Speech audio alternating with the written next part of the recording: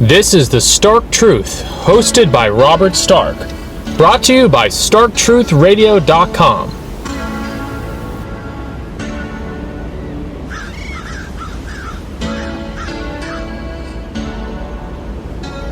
Robert Stark is an American journalist and political commentator.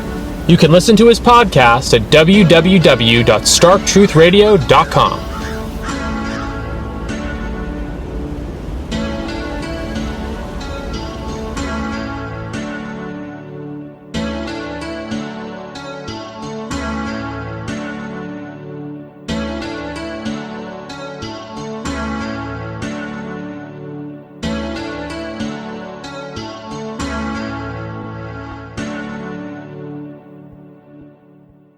Robert Stark here. I am joined here with French writer Romain. We're going to be discussing his new book, The Promethean Right, why the right is losing the battle of ideas and what a revitalization must look like. Romain, great speaking with you, and I'm also joined here with Francis Nally, who's going to be co-hosting. Hi guys. Hello guys. Hello. Romain, can you give us some background about yourself? Are you affiliated with the French New Right? And tell us about your political journey and why you identify more with the right than the left. And do you see any convergence between the two, or continued separation? First, pardon my English. It's the first time I'm speaking on a podcast like this. Okay, so I've always been right-wing and always felt close to Nietzsche's worldview, you know. But I've also been interested in what makes the left so victorious. I believe it comes from its monopoly on the new man. Let me explain. The modern history of the West has been a long process of moving further and further to the left because the right has been unable to propose a new anthropological horizon.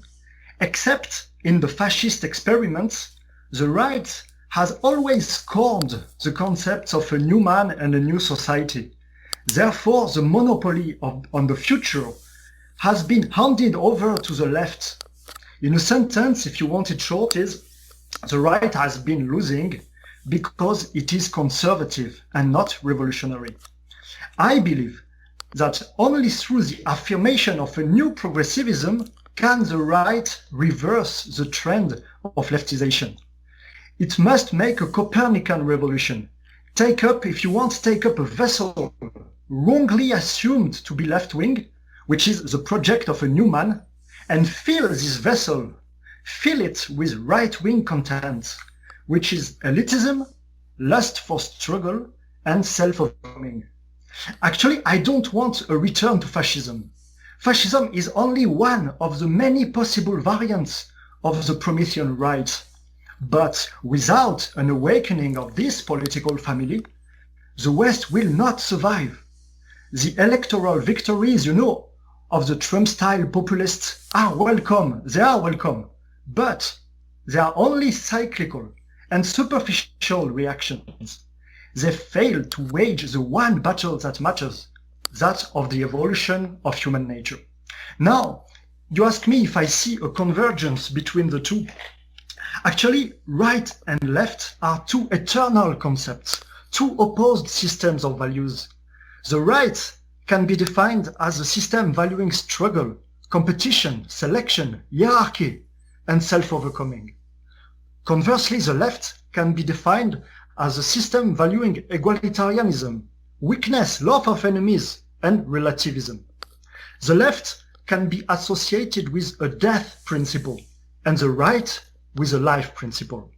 Actually, the party of death corresponds to all the social forces working for the advent of egalitarianism, relativism, and love of the enemy. And the party of life, on the other hand, corresponds to those social forces aiming to self-overcoming, elitism, and beauty. Now, why the death principle is so powerful in the West? Because one particular attribute of the life principle, and now I'm talking about the will to progress, which is an attribute of the life principle, if you bear with me, came to be wrongly identified with the death principle. I mean, when we hear the word progress, progress, we think about the left, not about the right. But I consider that progress, the adventurous spirit, imagination, risk-taking, originality, thirst for novelty, are all right-wing attributes. Now, could transhumanism reconcile the left and the right? I don't think so. One of the first 20th century transhumanists was Afsanjari, an Iranian.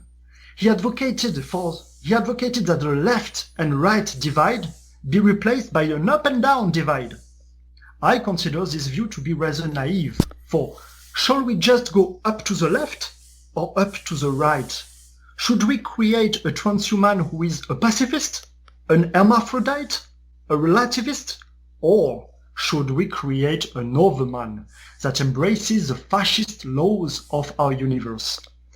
Trotsky, the chief of the Red Army, Trotsky was a transhumanist, but his ideal was a communist society, not a right-wing one. So, with the overall philosophical foundation behind the book, the Faustian, the Promethean spirit of progress and overcoming obstacles, are you influenced by Jason Jorjani's work with the word Promethean, and what are some of the other intellectual or philosophical influences behind your work? My influences are Nietzsche mainly, and some of the transhumanists. But the problem is, Reza Jorjani is the only transhumanist right-wing guy I know. Now, about the adjective Promethean. Back in 2013, I wrote an article about my theory of creating Promethean universes. It came from the observation that our universe is a series of singularities. The first singularity is a Big Bang. The second, the appearance of life. The third, brain intelligence. The fourth, self-consciousness. And the fifth, and perhaps ultimate singularity, is still to come. It's the ability and the will to create new universes, subject to new physical laws, and reflecting various ideologies. I believe there will be ideological wars for the creation of right-wing or left-wing universes. Now, back to Jorjani. I only discovered Jorjani's Prometheism, his book, after I wrote my second book. After I published it, actually I edited the very end of my introduction with a reference to Jorjani when I write, quote, Heidegger said that in our postmodern era, only a God can save us. This God is Prometheus. And this sentence, I believe, has been influenced by Jorjani, and I add it after I first wrote my book. He is a very deep thinker, and I agree on many topics. We both want a right-wing transhumanism, even if he's, I think, much more willing, to enter the singularitarian phase. But we also have differences, and I will prefer to focus on these differences because it's more interesting. First, we don't have the same worldview. He's agnostic. He believes we have to break free from this world, created or at least manipulated by the archons. The simulation hypothesis is interesting. I'm not too far from believing in it, but I don't believe our simulation is controlled by some superior and malevolent entities. I am an idealist. I find the worldview of Bernardo Kastrup very appealing. He's a philosopher influenced by Schopenhauer. Reality is all mental, and individuals are dissociated altars within the mind at large, like dissociated personalities in people suffering from dissociated identity disorders. Multiple personality disorders. It's a good image for our universe, our reality. Yeah, So therefore, we can't create consciousness by simulating it, nor can we create truly conscious AIs.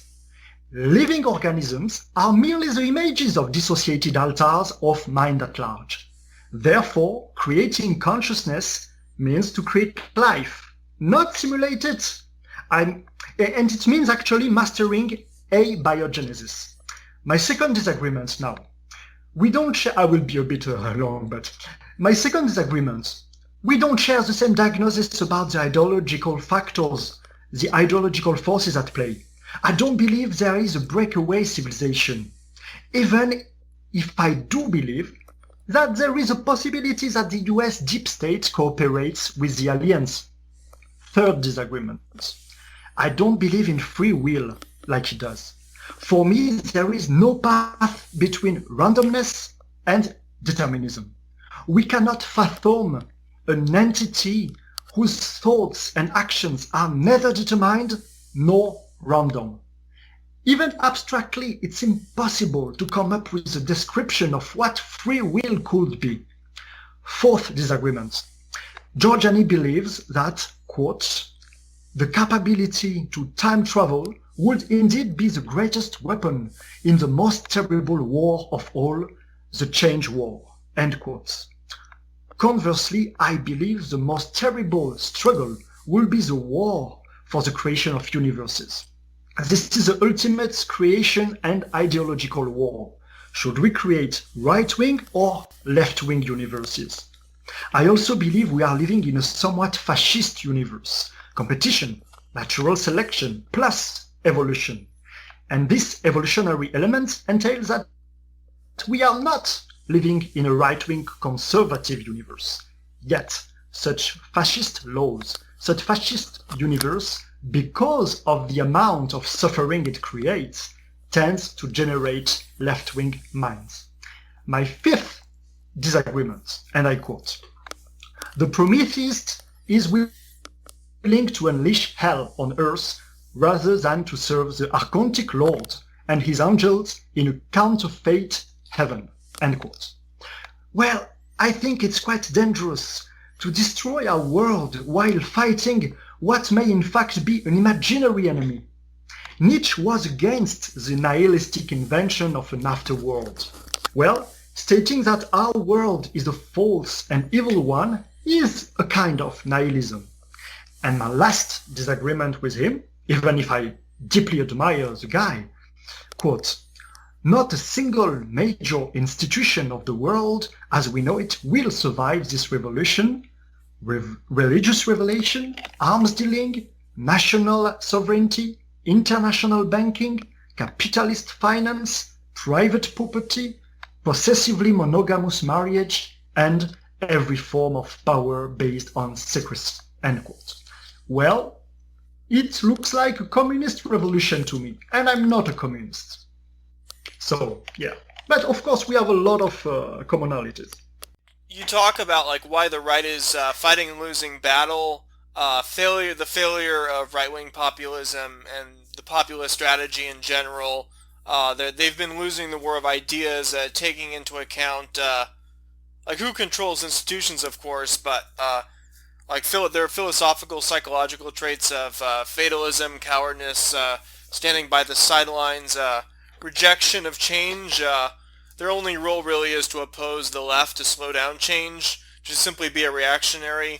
Conformist mindset prevents them from thinking outside the box. Just an overall anti-utopian mindset too. So overall, why do you think that the right has failed, and like why right-wing populism is a losing strategy? Yeah, right. So I have always diagnosed the rise of right-wing populism as a conjectural phenomenon. You know, everyone was so happy about Trump, Bolsonaro. I said it's conjectural. We may still have some far-right parties win some elections, of course, but the tide of history will ultimately be the same, leftization. On the long term, if you analyze history on the long term, there is always leftization.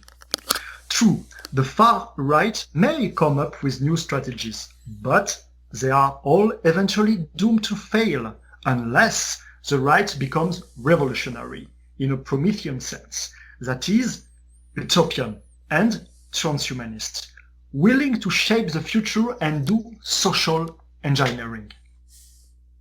Now, Is the right truly ready to break free from its Christian matrix of values and adopt the Promethean mindset? Actually adopt it. Because, their conservatism is often stronger than their will to prevail. The very concept of a new man triggers an allergic reaction in them. Their fight aims to achieve nothing but the slowing down of the realization of the leftist utopias. They are only a slowing machine. Yet, at the same time, conservatives do not take these utopias very seriously. They believe that changing man is doomed to fail. The right's most disabling intellectual mistake has been to assert that human nature is fixed and immutable, or at least to act as if human nature were immutable. In fact, human nature does indeed exist. And it is obviously evolving. Now, the uniqueness of our species is that it evolves less due to natural selection than due to cultural, educational, and ideological factors. And I believe that the conservative and anti-utopian mindset of the right encourages intellectual laziness and political inaction, while our enemies are masters, truly masters at social engineering and very soon at genetic engineering. So, to make it short, the right is always losing because it's conservative, anti-utopian, and the left is slowly but surely changing the very nature of man. Yeah, also putting all one's energy into electoral politics, so that's a losing strategy too. They're not really the right has failed at having any kind of institutional strategy. Like smaller elite groups and building up institutions are more important than trying to win over the masses. What are your thoughts on that? And your thoughts on what are the strategy and what are the traits of real power? Yeah, I think you're right. Real power is not about short-term electoral strategies. It's about the one battle that truly matters. It's the anthropological war. It's the fight for human nature. The problem of the right is that it's the only really liberal force. I mean, in the classical sense of the term liberal, which means the state should not intervene. The state should pay the armed forces, but not intervene in society. And actually, there is a word in French, an expression to talk about this liberal mindset. It's laissez-faire. I don't know if in English you say also this French expression laissez-faire, to let it go, to let it go. And I would say that this laissez-faire mindset, this let it go mindset, is actually laissez-faire la gauche, laissez-faire the left. Let the left act. Because only right-wing liberals, classical liberals, are playing by the rules of this laissez-faire policy. You advocate a progressive right, so it's important for the right to embrace progress and utopian values, as opposed to simply being a reactionary and trying to slow down change. Yeah, of course. The problem of the right is that it's too much past-oriented and not future-oriented. Actually, the very term future, technology, progress is all associated to the left in the mind of the right-wing people. And there is some kind of rejection of technophobia, of aversion toward the future, because the right has integrated that actually unconsciously. I believe it has integrated that the future and technological change is the monopoly of the left. But why is it the monopoly of the left? Because the right has jettisoned, abandoned the future, abandoned technology, viewed it as an enemy, and therefore, very naturally, technology and the future has become the playground of the left, if you know. And also the importance of embracing radical creativity and just looking at periods in history, like the Renaissance, like periods of such intense innovation and creativity that went beyond just antiquity, and how the culture has become stagnant now. And then looking back at like movements like the Italian futurists, like, well, Marinetti, like, he talked about like destroying all the museums, the antiquities of the past, and that's obviously, I mean, that's insane. I don't support that, but like the need for this kind of spirit of like radical creativity and radical innovation, which is lacking. Yeah, true. What is good about the Renaissance is that it is not taking the past as a model. We cannot do better. It's the realization that we can imitate and do better. Now, about futurism. I think that futurism is a branch of the Promethean Right, but a much too childish and adolescent branch. As you say, destroy classical culture. Of course, it's an adolescent cry from a shout from a child, but because it's an extreme reaction to what I see as another extreme, the conservatism of the right. And actually, futurism was the first type of fascism in Italy, just before fascism became more institutionalized, more adult, more pragmatic. Before fascism took the reins of the state. And there is some good about futurism. It tells the Promethean Right, don't be too serious. Don't go back to conservatism. Of course, it's an extreme, just like Nietzsche also may be too extreme, too individualist. But it's kind of a refreshing mindset, and we need it. Yeah, like with the concept of the new man, like the need for a new elite, and looking at like the current elite and how elite replacement theory, like counter elites, is a much smarter strategy than populism. But thinking in terms of more as like to start off with as a diaspora, rather than reforming like the current society, but learning from examples of like Freemasons from the past, and learning from examples of successful like diasporas or kind of counter elites. And what do you see as like qualities to select for in this new elite? The practicality of selecting them, or for them to sort of rise up as an alternative. And then is it important to create counter institutions? Yeah, the problem with the counter institution is that we can cut ourselves from our own country, our own civilization. Ideally, we should take the reins of the state, and the institution we have to conquer is education. And the problem is that very smart right-wing people don't want to become teachers. They prefer to play in companies, in big tech, They outright dismiss anyone who's in a creative field rather than pursuing it for themselves.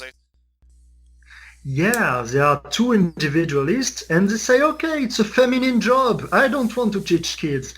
But if you see yourself as part of a very long-living organism that is your civilization, you have to look for these educational jobs. I don't think we will select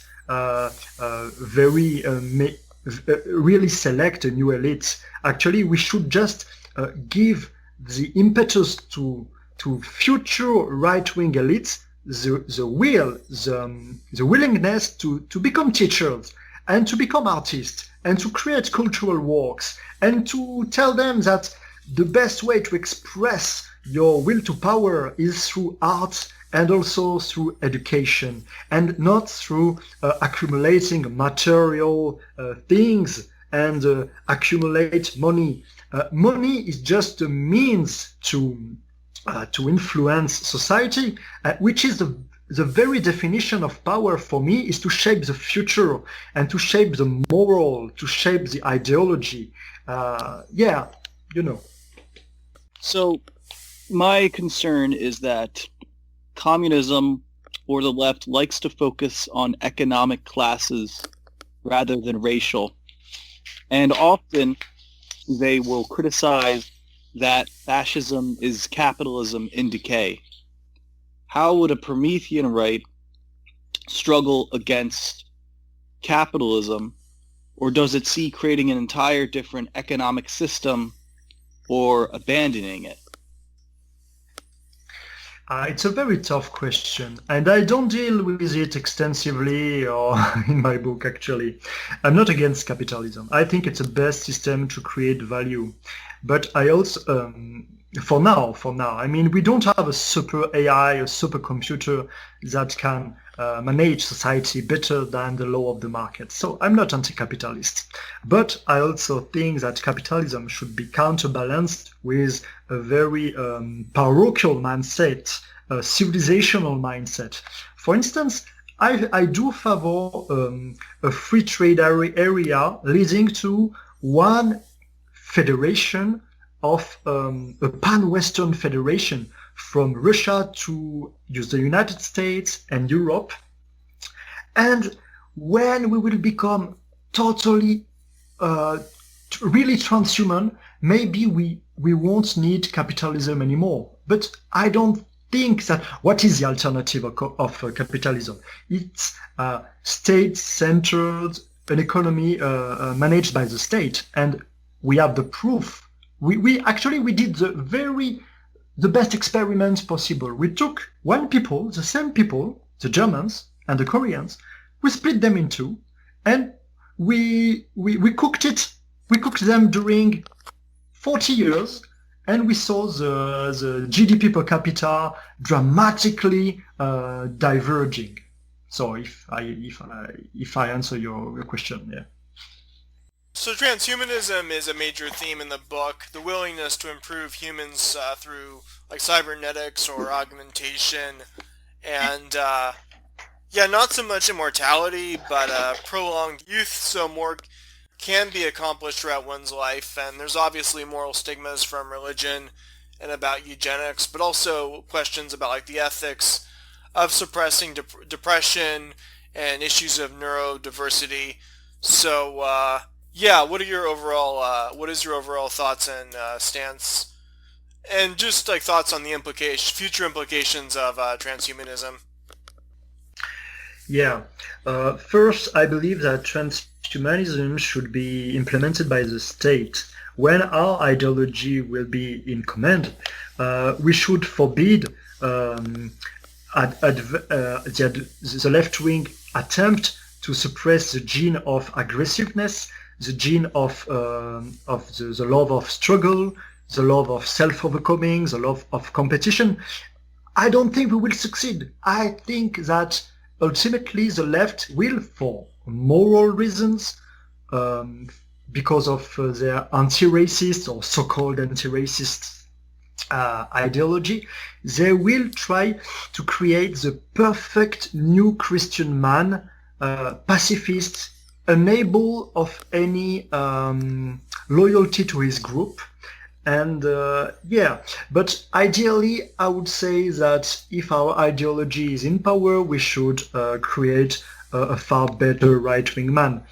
Now, I'm well aware of the risk of hybris, the singularity. I see one danger in the singularity. There are many dangers, but mainly one. We can, if we jump into this singularity and we merge with an AI super intelligent entity, we would have no proof that this super intelligent entity is conscious. And actually, I think it will be able to imitate consciousness, but it won't be conscious. And I think that by merging with it, we may become super intelligent, but lose our consciousness. And we won't even be able to reverse this trend and to be aware of this very important loss, which is consciousness. Yeah. So there's this problem of in society of dysgenics, and even positive breakthroughs in modern medicine played a role. Like the example of like the correlation between IQ and number of children, and there really hasn't been like a lot. There has been like a lack of palatable solutions, even with some of the natalist policies or like the concept of positive eugenics. But would hypothetically, like the example of raising everyone's IQ, be an egalitarian case, or in a world where let's say everyone was smart, attractive, psychologically healthy, would you do away with like the cutthroat competition of capitalism? Oh, okay, very interesting question. I don't think that the right should favor inequality. No, the right favors competition. It does not favor inequality. It favors competition, and like in the game Monopoly, for instance, at the end there is a hierarchy. But it's not like, wow, we have achieved inequality. It's great. It was our objective. No, our objective is self-overcoming. It's to let everyone fulfill its own potential without leveling everyone to the same level, like a mediocrity. I don't know if there is this word. So if we rise the average level of IQ, great. There will still be competition. There will still be hierarchy. There will still be inequalities because nobody will be a clone. Now, if you want a real equalitarian society, a left-wing society, the ideal left-wing society will be cloning everyone, and we will have the exact same amount of IQ, motivation, creativity, beauty. Now you will have equality. Oh yeah, so it doesn't really matter like if let's say the IQ is high or low, like their value is you're saying their value of the left is purely equality, regardless. Yeah, the left, his objective is equality. It's not self-overcoming. It's not productivity. It's not more. It's more equal, And the right, it's the reverse. It's to improve the results, not to have all the actors, all the agents at the same level, Yeah. Inequality has gotten much worse in the United States, especially in the West in general. Do you blame the left more, or do you blame capitalism more, or is it some kind of is it kind of fusion of the two? Okay, I love capitalism, but I will try to be very honest. I think that the ultimate if you play Monopoly, at the end there will be only one very rich and all the other will be very poor. We know that this scenario is not and has never happened, but also one of the reasons why it has not happened, well, first because absolute poverty has disappeared and thanks to capitalism, but also because there was a threat of revolution, and this threat of communist revolution led the capitalists to accept higher taxes and more redistribution. I think, as an evil capitalist, I think that, we are at a time where perhaps the level of inequality is too high and we should start to slightly redistribute a portion of the wealth, of course, yeah. You said earlier about how the Promethean Right is trying to divorce away from Christian values. Would that mean that the Promethean Right would embrace something of pagan values? Or was this more kind of a scientific, as you said before, transhumanism? And how did those two fight one another? What if there was two arguments between the transhumanist and the pagan? Yeah, so when you say monotheism, it's very large. There is Islam, there is Judaism, and there is Christianity. These are three very different set of values. And when we say pagans, There are also various set of values among the pagans. I mean, between the Shambuli, very so-called pacifist tribe, there are pagans, there are animists, and the Romans and the Greeks. It's very diverse. So one of the pillar of the West is Greek. I mean, it's Greek philosophy, Greek myths, and I think it's this pillar that we should value and trying to decrease the influence of the other pillar, Christianity. Yeah. I mean, we have everything we need in the Greek mindset, in Greek philosophy, in Greek myths. I think that Promethean is a much more inspiring figure for the West than this Christ. Of course, I think that the real Christ was not as loving the meek and loving weakness and loving enemies as St. Paul wanted him to be. But it's kind of a sickly, I don't like to say feminine religion, but weakening religion.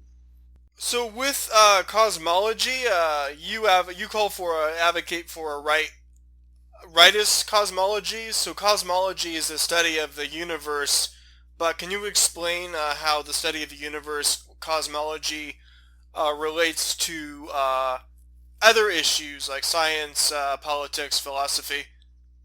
Can you explain the concept in more detail? Yeah, I think that, there is a theory in science among some physicists that we may be able to create some universe in a laboratory. It's called cosmic artificial selection. It's derived from the theory of Lee-Smolin, cosmic natural selection. So creating a universe in a literal sense, or are you talking about like a simulation? I don't know, a real universe. Yeah, actually, it's only a theory, of course, but it's not a philosophical theory. It's a scientific theory, and I believe that the ultimate work of art will be the creation of new universes. And now, I'm telling myself, okay, if we have the ability to create a transhuman, of course, there will be an ideological war to shape it along right-wing or left-wing temperament. But if we come to have the ability to create new universes, there will be a much more dramatic ideological war to say, should we create a universe like ours, with competition, with natural selection, with suffering, and actually, to make it short, a fascist universe, or should we correct to fix the laws of our universe, and by creating new universes with left-wing laws? And by left-wing laws, I will mean laws forbidding competition, creating organisms that are like clones, unable to harm one another, unable to act in a detrimental way to one another, And there is also a theory that the laws in our own universe may evolve. And in some part of our universe, the laws may change. So across space and across time. And now it's my theory, but I would say maybe one day we will be able to change the laws of our universe. And now you will have an even more dramatic ideological war, because it won't be a war to change the laws of our state, of our nation.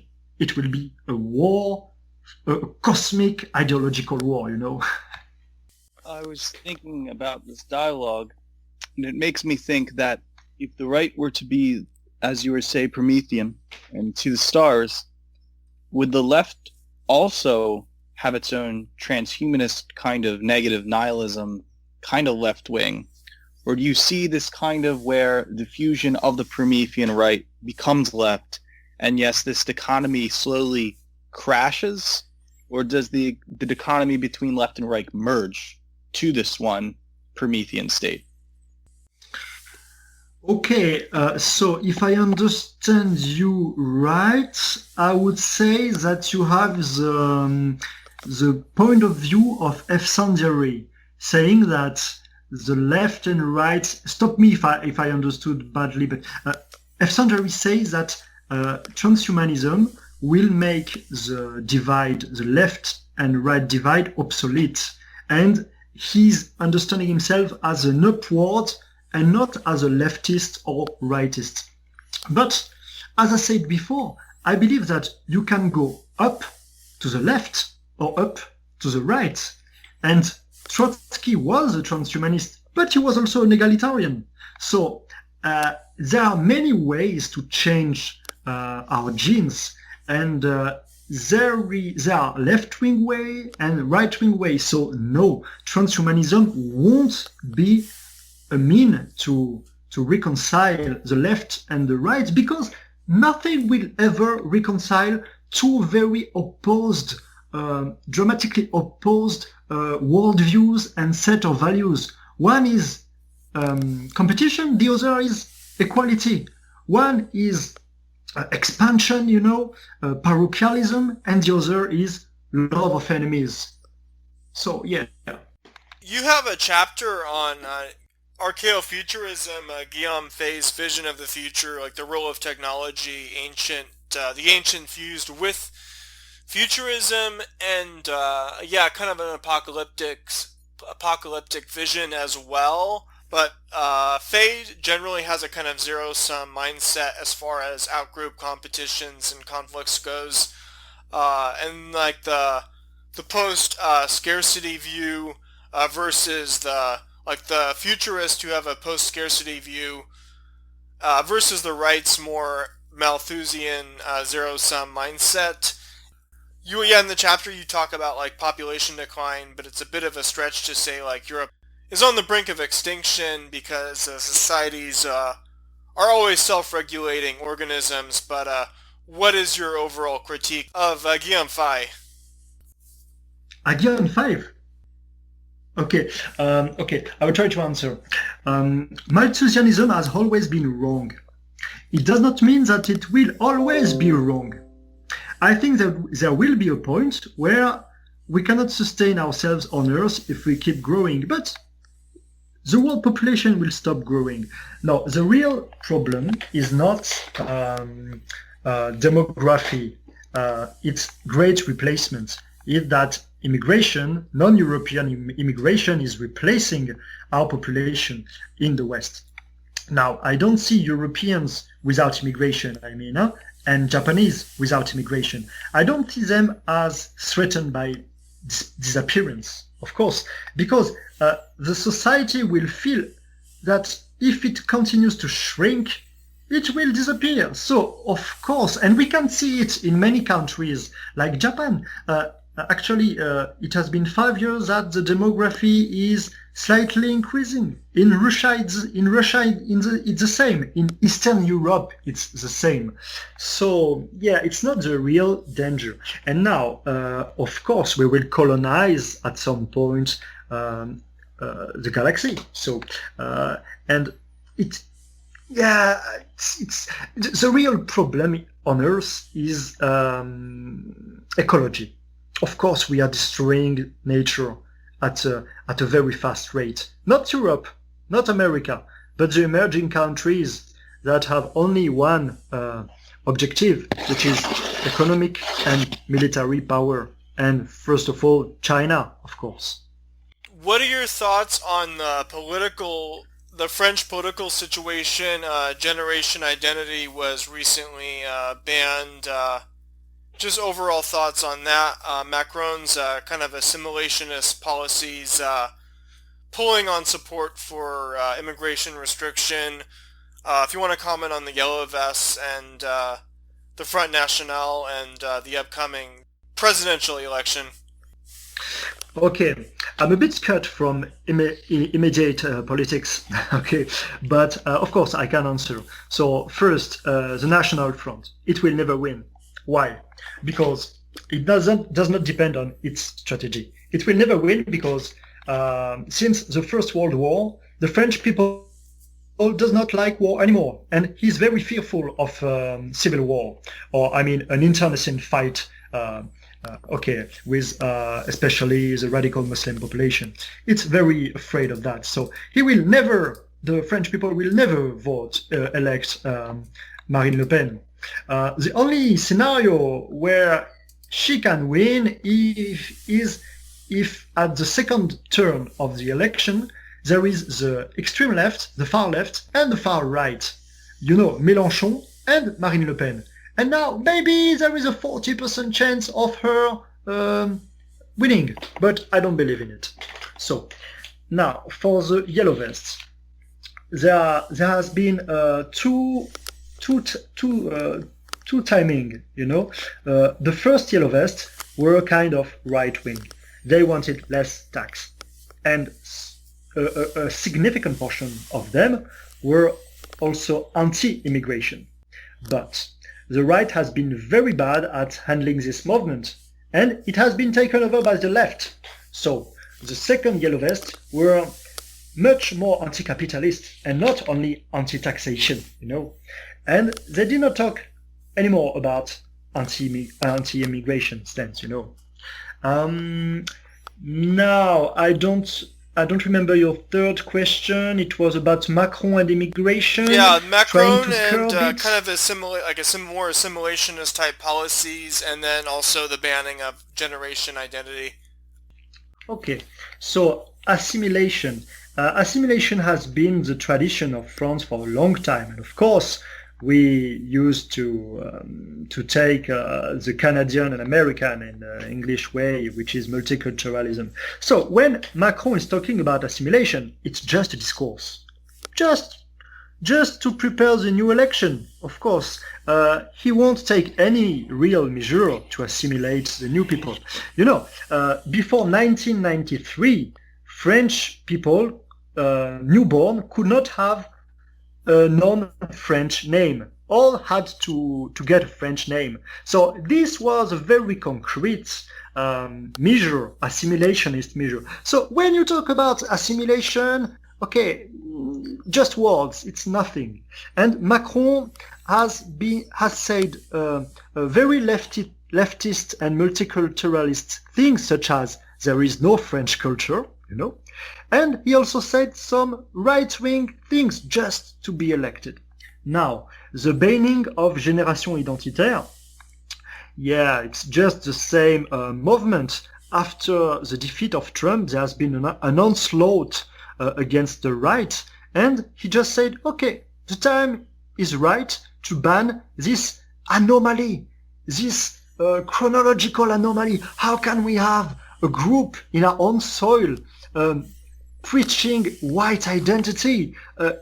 And of course, I was asking myself all these years, how can it survive? And the only reason why Génération Identitaire have survived this long is because the left and the liberals, like Macron, need fascism, or so-called fascism, because of course Génération Identitaire is not fascist, it's just identitarian conservative. They are needed. And I said, I'm asking myself, all this onslaught against books on Amazons, it's starting, but at some point they will stop censoring them because they need the fascist figure, Romain, we're close to the end of the show. Do you have anything else you'd like to add about any of these topics? And do you want to plug your book, like where the audience can find it, and any other projects that you have? Yeah, sure. So my book in French is on Amazon, and my book in English is also on Amazon. So it's not very expensive. It's like $11, I would say, and €9. I'm gaining only like $3 per book, so it's cheap. And no, I think we covered a lot of topics. It has been a very, very interesting interview, very interesting questions and exchange, and I'm so grateful, guys. Romain, it's been a great show. Thanks for being on, and also thanks, Francis Nally. Thank you, guys. Thank you.